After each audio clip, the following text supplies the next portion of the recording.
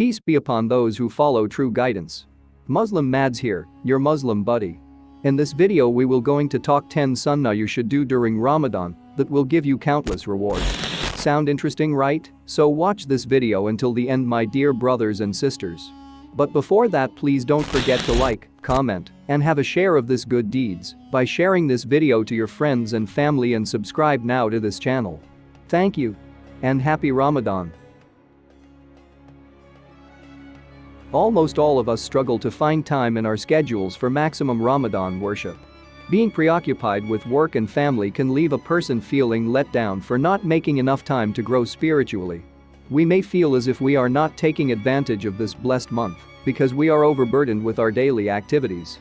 However, there are multiple easy and simple acts that we can perform throughout the day, even at work, that will allow us to reap significant benefits despite of how busy we are. Instead of being frustrated by a lack of time, following the Prophet's precious sunnah acts will bring you blessings, allow you to reap significant rewards this Ramadan, and boost your spirituality and overall performance. So, here are 10 sunnah that you can do even if you're busy, and Allah will give you countless rewards. 1. Renewing your intention daily. There are two major hadiths that we need to be reminded of here. First, the beloved Prophet, peace be upon him, said, Allah the Most Glorified, the Most High said, every good deed of Adam's son is for him except fasting. It is for me. And I shall reward the fasting person for it. Verily, the smell of the mouth of a fasting person is better to Allah than the smell of musk. Sahih Bukhari.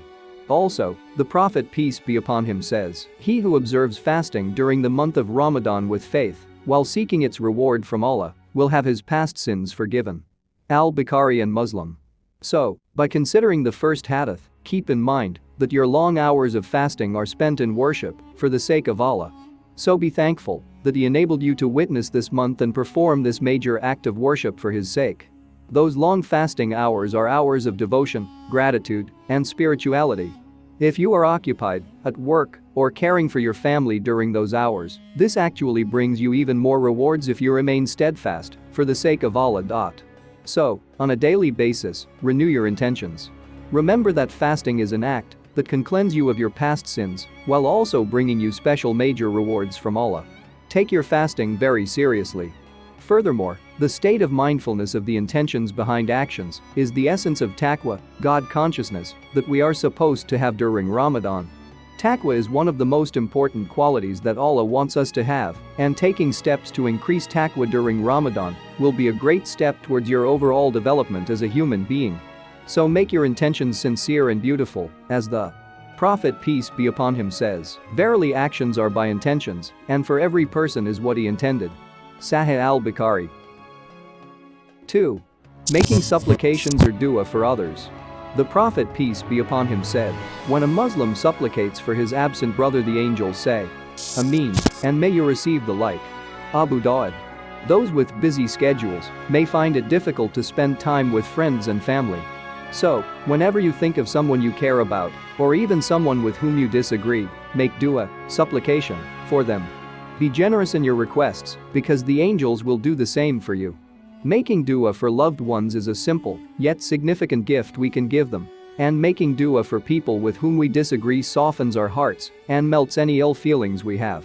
This is a lovely way to achieve spiritual peace, serenity, and a healthy heart. So whenever you're at work, at home, or on your commute, remember the people in your life and make dua for them. 3. Getting the blessing of eating suhoor. The Prophet, peace be upon him, said, take suhoor, for in suhoor there is blessing.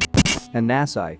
Many people miss the suhoor meal because it is difficult to get up and eat before dawn.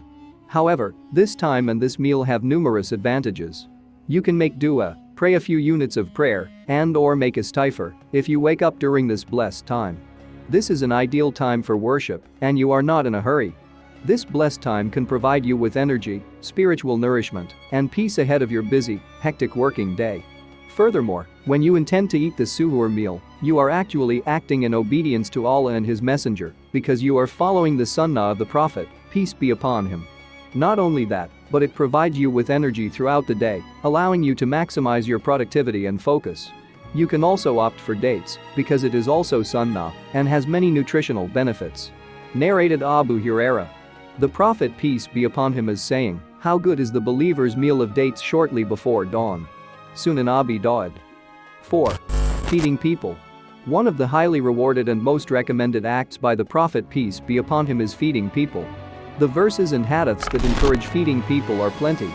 For example, the Messenger peace be upon him said, whoever provides the food for a fasting person to break his fast with, then for him is the same reward as his, the fasting person's, without anything being diminished from the reward of the fasting person. At-Tirmidhi. And in another hadith, Abdullah bin Amr bin al-As, may Allah be pleased with them, reported, a man asked Messenger of Allah, peace be upon him, which act in Islam is the best? He, peace be upon him, replied, to feed the poor and the needy, and to greet those whom you know and those you do not know. Al-Bukhari and Muslim. This is a beautiful sunnah to follow. It is an act of worship wherein by serving others, you get nourished. It increases humility and selflessness and softens one's heart. It could be done in a variety of ways. You can prepare the food yourself, or buy it or donate the money to someone who is engaged in projects of feeding those in need. By doing so, and they give food in spite of love for it to the needy, the orphan, and the captive, saying, we feed you only for the countenance of Allah. We wish not from you reward or gratitude. Quran, chapter 76, 8-9. So, plan to feed people, especially those in need, this Ramadan. The fulfillment of seeing others in need eating from what you cooked or bought will increase you in gratitude to Allah and enrich your own soul. 5. Engaging in dhikr and tasbih. One of the most highly rewarding acts one can do is to engage in the remembrance of Allah. Even though it's effortless, but it shows sincerity, mindfulness and desire to remain in connection with Allah. The reward of this act is major. Abu ad-Darda, may Allah be pleased with him, narrated that the Prophet said, should I not inform you of the best of your deed, and the purest of them with your master, and the highest of them in your ranks, and what is better for you than spending gold and silver, and better for you than meeting your enemy and striking their necks, and they strike your necks? They said, of course. He said, the remembrance of Allah Most High. Then Mu'adh bin Jabal, may Allah be pleased with him, said, there is nothing that brings more salvation from the punishment of Allah than the remembrance of Allah. At-Tirmidhi.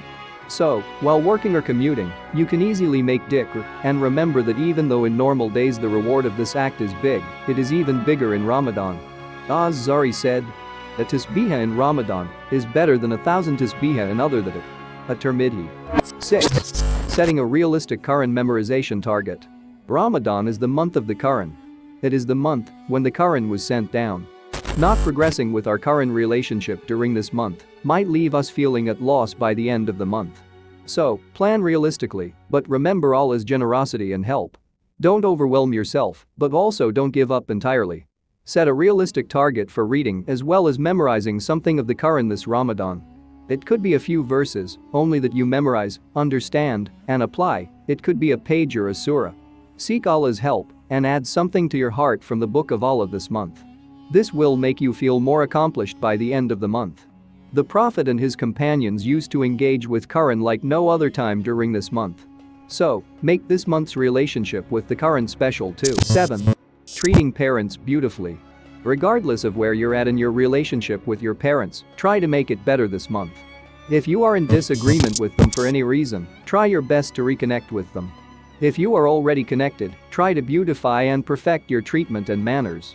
Abu Hurairah reported that a person came to Allah's Messenger, peace be upon him, and said, who among the people is most deserving of a fine treatment from my hand? He said, your mother. He again said, then who is the next one? He said, again, it is your mother who deserves the best treatment from you. He said, then who is the next one? He, the Holy Prophet, said, again, it is your mother. He, again, said, then who? Thereupon he said, then it is your father. Sahih Muslim.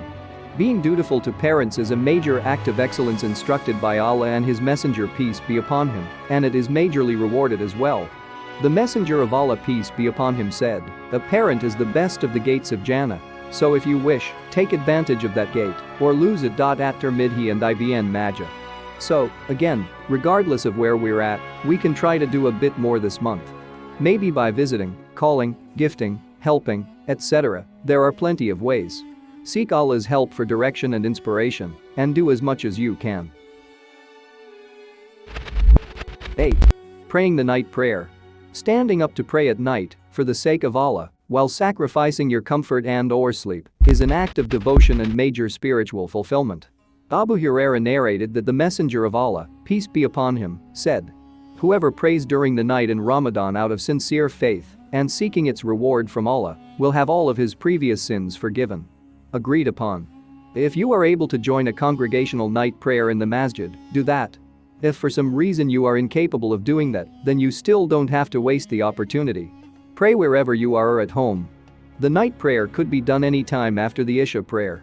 You can do it right after the Isha prayer, or you can pray Isha, sleep then wake up for the night prayer, or you can pray when you wake up before dawn, in the last third of the night.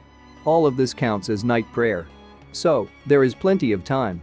Narrated Abdullah ibn Amr ibn al-As, the Prophet, peace be upon him, said, "If anyone prays at night reciting regularly 10 verses, he will not be recorded among the negligent. If anyone prays at night and recites 100 verses, he will be recorded among those who are obedient to Allah. And if anyone prays at night reciting 1,000 verses, he will be recorded among those who receive huge rewards." Sunan Abi Dawud. If you're a busy mother, don't think that, if you don't join the prayer in the mosque, that you miss the rewards. On the contrary, your prayer at home could be even more rewarded than praying in the mosque. The Prophet, peace be upon him, did not forbid women from praying in the mosque, but he also didn't burden or obligate them to go, and informed that a woman's prayer at home is heavily rewarded. Ibn Umar reported the Messenger of Allah, peace be upon him, as saying, "Do not prevent your women from visiting the mosque, but their houses are better for them, for praying." Sunan Abi Dawud. So, in all conditions, make sure you pray the night prayers regularly this Ramadan. You can do as much as you can in light of your circumstances, and in everything we do, there is care, goodness and rewards, as long as we are sincere and putting due effort. 9. Controlling your anger. Ramadan is an opportunity to practice more God consciousness, and this should lead to more self-mastery or self-control. The Prophet, peace be upon him, taught us, fasting is a protection for you, so when you are fasting, do not behave obscenely or foolishly, and if anyone argues with you or abuses you, say, "I am fasting. I am fasting." Muwatta Malik. Whenever you're put in a situation that forces you to be angry or upset or inclined to quarrel, utilize this opportunity instead to calm yourself down and practice discipline. The reward for practicing discipline is far greater and more lasting and more fulfilling in this life and the next. 10. Giving charity. This is a very beautiful and powerful hadith about the Prophet's manners and acts in Ramadan. Narrated Ibn Abbas,